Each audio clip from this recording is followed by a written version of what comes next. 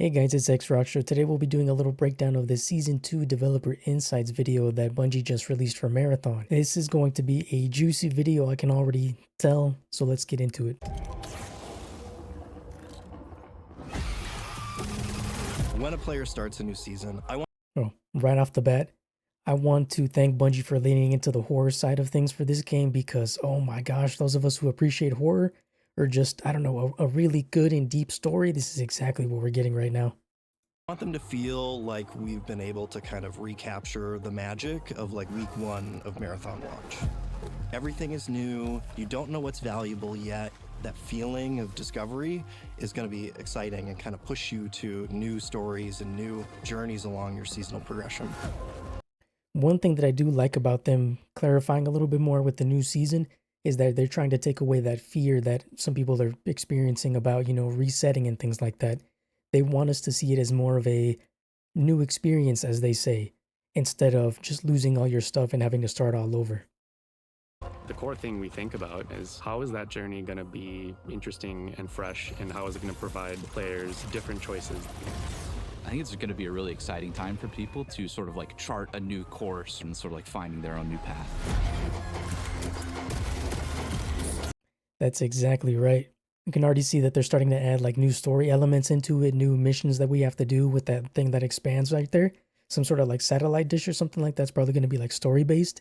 And then we're also getting some looks at the new shell over here. Look at that beautiful Sentinel.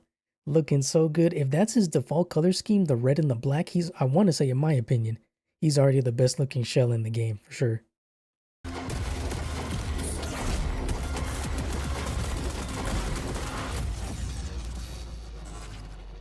Nightfall.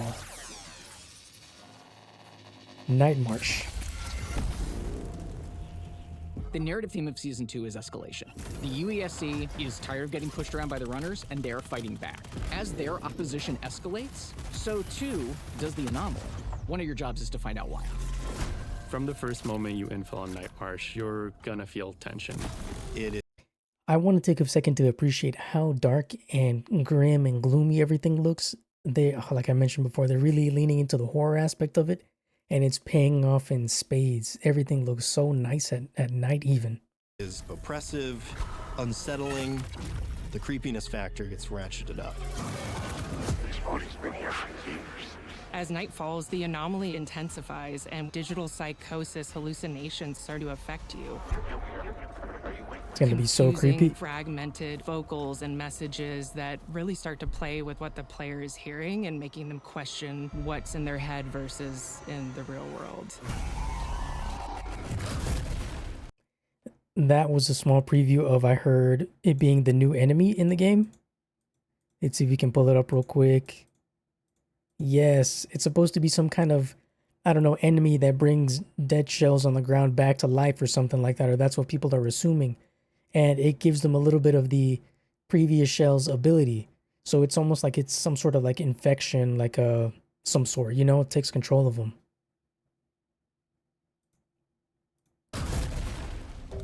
Upon landing in Nightmarch, all players will have an equipped flashlight by default. Nightmarch is this interesting counterplay. This is going to be so awesome. Look at that. You can already, oh man, I was hoping this was going to be part of it too. So it looks like, okay, by default, you do get a flashlight, meaning that, you look around and it's going to be extremely obvious when there's another, like a person nearby, scavenging, doing stuff, probably going to be able to see that flashlight in different buildings and stuff. Do I go to the places where there is light and kind of comfort and safety? But doing so makes you a lot more visible to people who are hiding in the dark. When you are in those shadows, you want to have equipment that Look at that. Looks like you can throw out some sort of like flare. allows you to see in the dark using your cybernetic eyes. We really leaned into LiDAR as kind of our mechanic for runners to navigate in the dark. Once you start accumulating these tools and upgrading your loadout to be specifically tailored to fighting on Nightmarch, you're going to become far more powerful. Did you see that though? They shot at the ground and it activated like a little pulse, letting you see like the outline of the runner that was nearby. That is so cool. One thing we saw resonate with players from maps like Outpost was the way you could work your way through the map and earn access to treasure. That's the core principle of what we're looking to do on Nightmarsh. Players have kind of seen that there are maybe elevators or staircases up to something that has been closed off, and in Season 2, you're going to gain access to that space. Even This better. is the We're going to be gaining access, or just like expanded access in Nightmarsh at least, to those areas that are shut down during the day. So it's going to be more loot. Oh my gosh, just accessing places that we had never seen before in those exact same locations. It's like they're putting a spin on them. It's amazing. the observation deck and science lab, where the UESC has been studying the anomaly. That's going to be one of the most heavily guarded areas of the map. In there, And is that just me, or is that a new enemy? That looks definitely new. Maybe with some sort of like pulse technology or something to help them see in the dark. it's going to be juicy loot. Ultimately, the real test of mastery on Nightmarsh is, can you get into Upper Complex and can you raid that UESC treasure room up there? That's In cool. Season 2, Sentinel is a new defensive shell. They're Mhm. optimized for controlling space. You have all these different tools that you're able to deploy into the world to fortify an area and keep others out. That's gonna come in such handy, dude, because I saw that with him being more defensive, it's gonna keep people from pushing. You're able to put down this defender system that shoots down grenades out of the air. Whenever you take explosive damage, that's going to be a big buff to a bunch of your resistances. And additionally, when you're surrounded by enemies, your small arms are going to have increased reload speed and ready speed. Mm-hmm. Players are getting really good at gap closing and getting right in your face. But now with Sentinel, you throw down a snare mine, and whenever anybody gets close to it, they're stopped in their tracks. The way that that works by the look of it is, I was thinking when he said stops in their tracks, that it would make them stop moving completely. It would freeze them. But no, it looks like it almost like puts them into an overheated state. Not really overheated, but it just keeps them from being able to run like you can't when you're overheated. You have an ability to be able to track. They literally will slide up from their sleeve and get a heads-up display. Snare set. Mm-hmm. That little heads-up display that they're talking about right there, it looks like some sort of like radar of some sort. Kind of like I guess a visual version of what Recon currently has right now. Instead of just seeing everything on the map, it actually has a little mini display right there to let you track them. It's pretty cool. Maybe, make it easier to account for when people are about to, I don't know, go through that vent up ahead, something like that. Whenever anything is moving around, they're going to show up as a little blip. And that allows you to know where your threats are coming from, deploy all your tools, and give the information you need to effectively defend your area.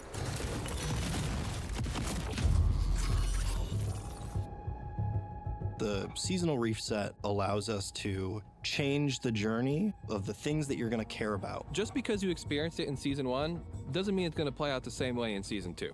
We are taking a holistic look at every mod in the game, every mag, every optic, every chip, and seeing where they sit, what people like about them, which ones people don't like. We're flipping implants on their head. Now an implant is going to be perk first, stats second. You look at the name of the implant, and that's what the perk is. That's what That's going to be so much better because there's so many times where, you look at the name of an implant, the perk is named completely different, and it's going to end up being, I don't know, something completely off. So let's say maybe you're used to looking at the names, you end up, discarding one of the ones that you actually really liked because it has a specific perk or something. It just makes it even more difficult, especially when you're using tracking to be able to, find those perks out in the wild or those implants out in the wild. So maybe you want like to track a specific perk and it's just not there, I don't know, on that implant. it does. We're also going in and changing the rarity and the drop rate of some of these things. So a weapon you maybe got real used to seeing in Season 1, you might find a little less often in Season 2, and you're going to have to form a relationship with a new old reliable. I like that. So they showed the Waster and they also showed the BR-33 volley.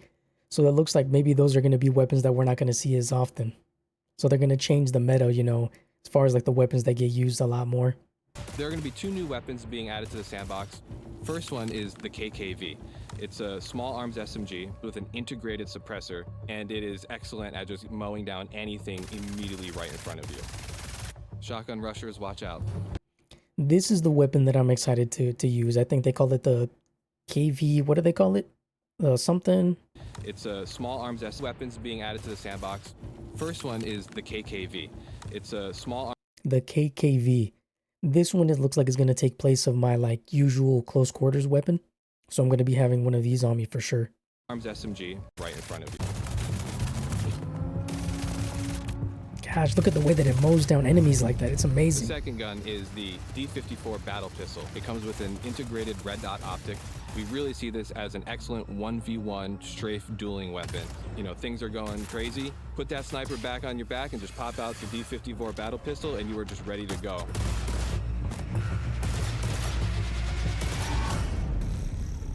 Now, choosing between the pistol and the other one, I don't really know why I would do that. I would prefer to use the new like submachine gun is what it looks like compared to this pistol. But I guess, you know, if you only have those 2 options, then it is what it is.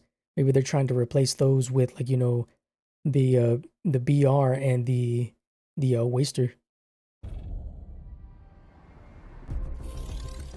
In Season 2, everyone gets this fresh start, and they have a chance to go back through that journey from zero to hero.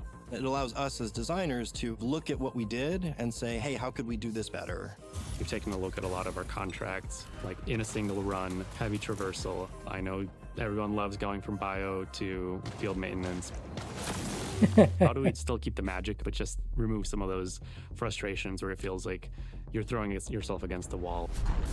You know, they have a point. They have a point.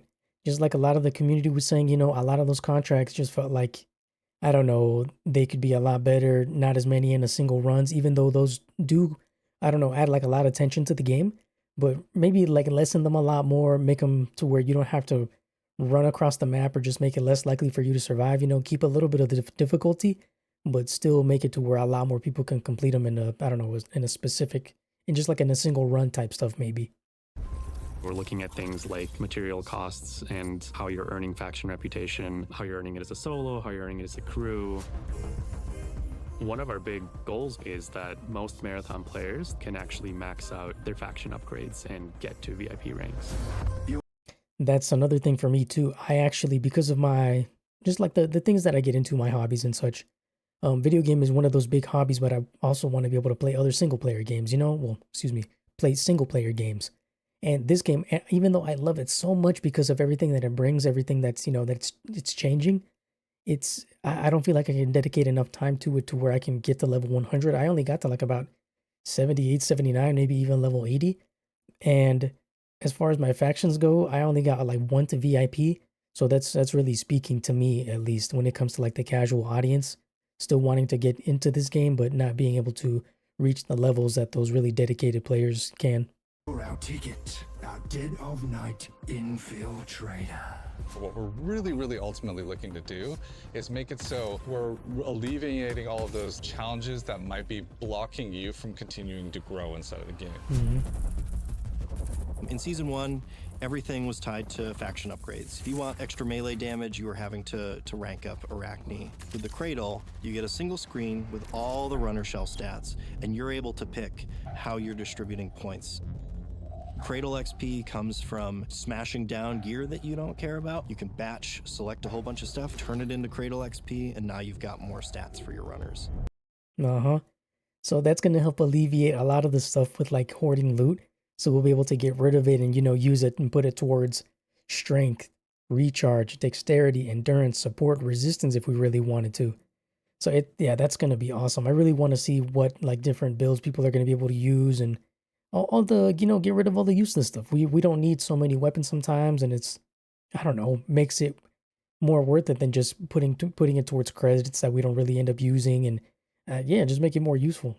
If you want to be the fastest runner on Tau Ceti, you can just go all in on agility right from the start. And we're not going to penalize you for wanting to reset. If you want to pull all your stats out of one and put it into something else, you can. That system is going to look at that. Agility and loot speed. Oh my gosh. I can already imagine doing a build with a triage with like amazing agility and loot speed. That's going to be awesome. To give players, I think, a lot more freedom to pick and choose how and what they want to upgrade than the faction upgrade system offered previously. As we're continuing to build seasons in the future, not just season 2, but season 3 and season 4, we're going to keep hammering at how do we make it so everyone really appreciates that survival journey better. What can we improve? How can we shift this experience to just be cool or just be more fun? I want to be able to have our game be this launching point into a whole bunch of different experiences and stories that players can have. So that little quote right there is actually bringing me back to something that they said before, and I believe one of the blog posts is them wanting to do, the PvE, the PvE, the PvE light game modes as well. So they almost want to turn it into like a bigger Destiny-like game, to where it's not just going to be, the extraction shooter. It's going to have like all these other things that I'm hoping a lot of other people can enjoy at the same time. Sort of where it's leading to is sort of how do we discover new frontiers for that gameplay.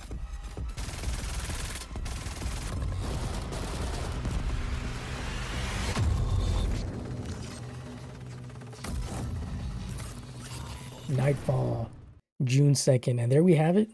So this is definitely going to end up being a nice change in my opinion. So I just hope they're able to, pull through, gain back some of that audience that they lost, because this game has some amazing bones, but it just needs to kind of expand a little bit to give people the opportunity to recognize that the game is really good and not be afraid, for the most part, to be able to, I don't know, jump in, lose some stuff, or just play the game with some friends. I'm hoping they expand the amount of players that can be in at the same time with all the shells that they're going to have, because 3v3 is nice, 3v3 is all right, but we need to really, I don't know, have them do some 4v4s or just some straight up PvP deathmatch type game modes. It would be really cool to see that. But that's pretty much it, guys. I appreciate you taking a second to, sit down and take a look at this with me. And yeah, we'll definitely be keeping more tabs on the updates, hopefully coming out this week.